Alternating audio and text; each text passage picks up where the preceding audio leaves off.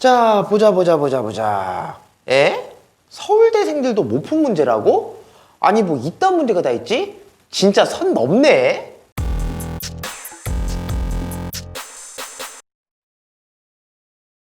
자, 반갑습니다. 차타고라스의 차세입니다. 중간고사도 끝나고 했으니까 좀 재미있는 문제를 풀어보면서 좀 머리를 좀 식혀보는 시간을 가져볼까 합니다. 그 예능 프로그램 중에 하나지요. 문제적 남자라는 프로그램에서도 그 소개된 바 있는 문제인데요. 서울대 학생들의 70%가량이 풀지 못했다고 합니다.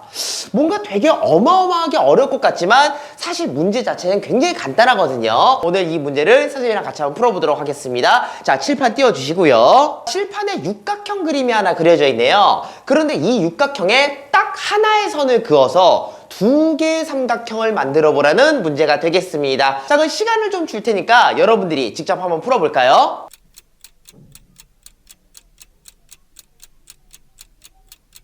직접 한번 풀어봤나요? 아마도 여러분들은 이리저리 막 선을 그어가면서 열심히 생각을 했겠지만 생각보다 쉽지 않았을 겁니다. 자, 그러면 정답을 한번 공개를 해보도록 하겠습니다. 지금 정답이 좀 모자이크 처리가 되어 있는데요. 요 모자이크 한번 치워볼까요? 좋습니다.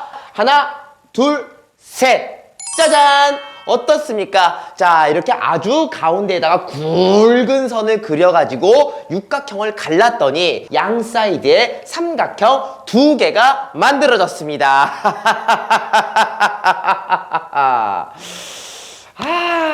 근데 뭔가 좀 이상하지 않아요? 야, 짜증나. 수학을 가르치는 사람으로서 이 해답이 굉장히 좀 불편했어요. 해답에 대해서 설명을 해보기 전에 우리가 수학 도형 파트에서 배우는 도형의 기본 요소 점, 선, 면 요 개념들을 한번 짚고 넘어가 보도록 하겠습니다. 일단 점부터 한번 살펴볼게요. 우리가 도형에서 말하는 점이란 모든 도형의 구성 요소이기도 한 가장 단순한 도형입니다. 사실 점은요, 어떤 그 길이 혹은 넓이와 같은 크기, 즉 물리량의 개념이 없습니다. 단지 어디에 찍혀 있다, 위치만이 있을 뿐입니다. 없는데 있는, 근데 또 있는데 없는 그런 묘한 존재라고 말할 수 있겠네요. 선생님이 칠판에다가 작은 점을 뿅 찍었다고 치겠습니다.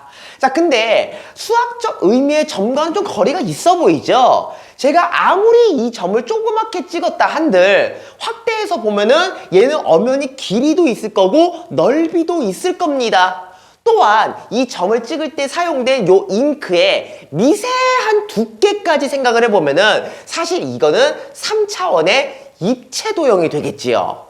여전히 좀 뭔가 좀 찝찝하고 좀 알쏭달쏭합니다. 점은 그렇다 치고 그렇다면 선에 대해서도 한번 알아보도록 할게요. 자, 아까 찍어줬던 이 점이 슬슬 움직이기 시작합니다. 바로 이런 식으로 말이죠. 점이 움직인 자리가 남게 되겠네요. 그 점이 움직인 자리가 바로 선이 되겠습니다. 이 선 안에는 무수히 많은 점들의 집합으로 이루어져 있습니다. 이 선이 다시 움직인다고 생각을 해볼게요. 이 선들이 마구 움직이게 되면은 하나의 또 면이 발생을 하게 되겠지요. 마찬가지로 이 선들이 움직인 자리는 바로 면이 되는 것이고 이 면 안에는 무수히 많은 점들 그리고 무수히 많은 선들로 이루어져 있겠습니다. 차원으로 따지면 점은 0차원 그리고 선은 1차원, 면은 2차원에 해당하겠지요. 더 나아가 이 면들이 모이고 쌓이게 되면은 바로 3차원, 입체가 되는 것입니다. 오케이? 좋다. 자, 앞서 설명한 개념 정리에서 배웠듯이 수학에서 배우는 선에서는 사실 폭은 없고 순수하게 길이만 나타내는 개념이거든요. 자, 선생님이 칠판에다가 아무리 가느다란 선을 그린다고 해도 결국은 폭이 발생할 수밖에 없기 때문에 어떤 완벽한 의미로의 선을 나타낸다는 것은 현실적으로는 불가능합니다. 그런데 답에서는 이렇게 굵은 폭을 가진 선을 그어야 한다고 하니 과연 이것이 수학에서 말하는 진정한 의미의 선이라고 말할 수 있는가? 이건 선이 아닌 면이 아닐까? 아마 저 말고도 이런 의문을 갖는 분들이 굉장히 많을 거라고 생각합니다.